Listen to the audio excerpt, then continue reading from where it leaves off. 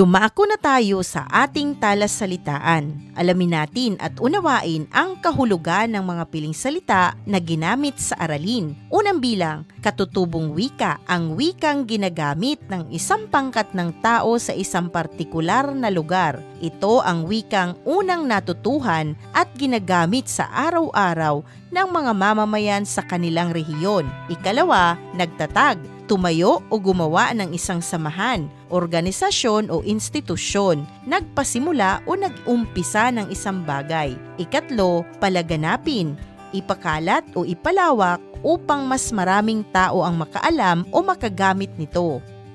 Ikaapat, sanaysay, isang akdang pampanitikan na naglalaman ng mga kuro-kuro, opinyon o pananaw ng may akda hinggil sa isang paksa. Ikalima, talumpati, isang pahayag na binibigkas sa harap ng madla upang magpahayag ng damdamin, ideya o impormasyon. Ikaanim, tigang, tuyo o walang tubig, karaniwang ginagamit sa paglalarawan ng lupa na hindi kayang tamnan. Ikapito, lumaganap, kumalat o naging laganap, nangangahulugang umabot o naging kilala sa mas maraming tao o lugar.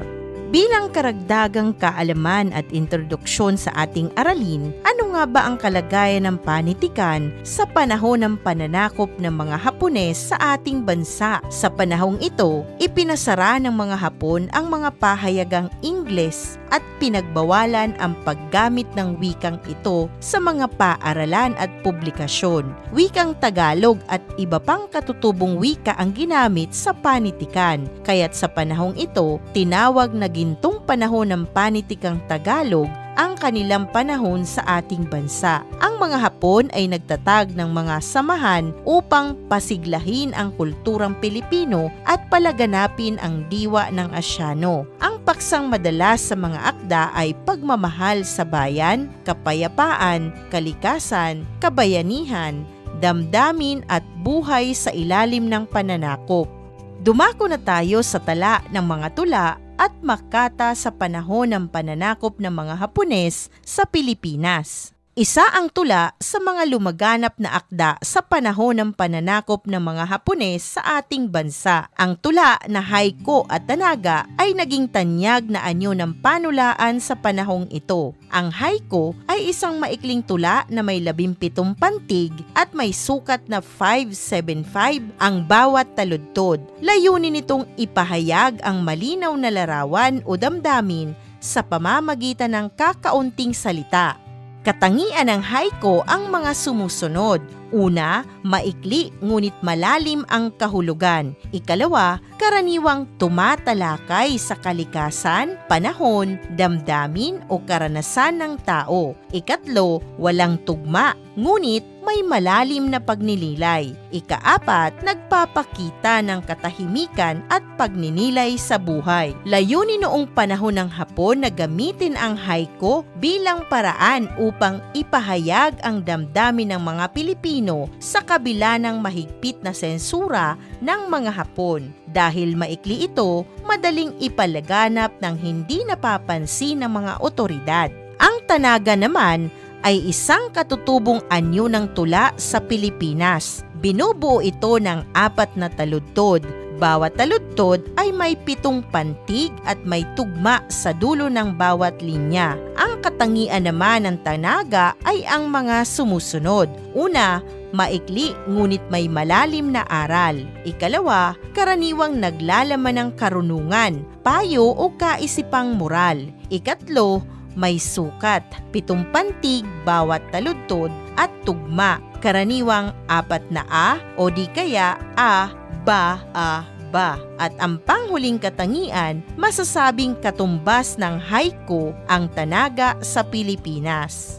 Layunin noong panahon ng Hapon na itaguyod ang paggamit ng katutubong anyo ng panitikan, kaya muling binigyang buhay ang Tanaga bilang simbolo ng pambansang pagkakakilanlan. Narito pa ang iba pang uri ng tula noong panahon ng Hapon. Una, karaniwang tula o maikling tula. Sumibol ang mga maikling tulang Tagalog na may damdaming makabayan, pag-ibig at pag-asa. Dahil bawal ang pagsulat laban sa mga Hapon, metaporikal o simboliko ang mga tula. Halimbawa, paggamit ng kalikasan upang ipahiwatig ang kalayaan. Ikalawa, awit at kurido. Bihirang maisulat noong panahong ito dahil sa sensura. Ngunit patuloy na inaawit o binibigkas sa mga tahanan bilang paraan ng pag-alala sa nakaraan. Ikatlo, malayang taludturan. Nagsimulang pahalagahan ng mga makata ang tulang walang sukat at tugma na mas nakatuon sa damdamin at karanasan kaysa sa porma. Ano nga ba ang kahalagahan ng mga tula sa panahon ng Hapon? Una, naging sandigan ng pag-asa ng mga Pilipino sa gitna ng digmaan. Ikalawa, ipinakita ang malikhaing diwa ng mga Pilipino kahit sa panahon ng pagsubok. Ikatlo, pinanatili ang diwang makabayan at pagmamahal sa sariling wika. Ikaapat, naging simbolo ng katahimikan, pagninilay at pagtitiis. Dumako naman tayo sa huling bahagi ng ating aralin. Narito ang tala ng ilang mga kilalang makata sa panahon ng pananakop ng mga Hapon sa Pilipinas. Ito ay taong 1942 hanggang taong 1945.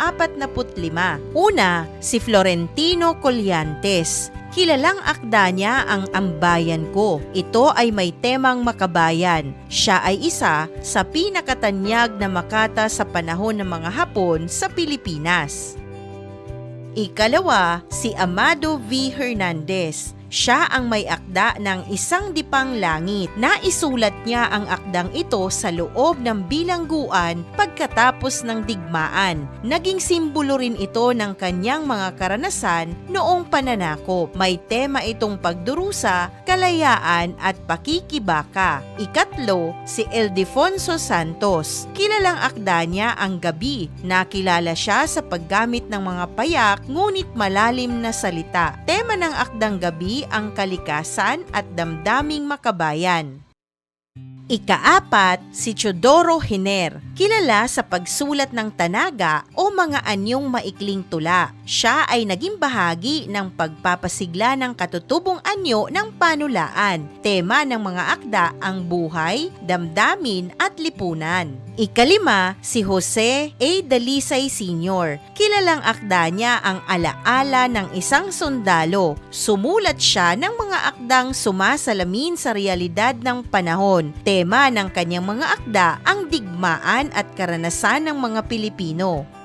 Ika-anim, si Clodoaldo del Mundo. Kilalang akda niya ang Bayan Ko, dula at iba pang akda na may temang nasyonalismo at kultura na isa sa mga mahalagang ambag sa panitikang Pilipino sa panahon ng mga Hapon sa Pilipinas. Ikapito, si Liwayway Arceo. Kilalang akda niya ang Uhaw ang Tigang na Lupa. Mas nakilala sa maikling kwento, ngunit siya ang isa sa mahalagang manunulat sa panahon ng pananakop ng mga Hapon sa bansa.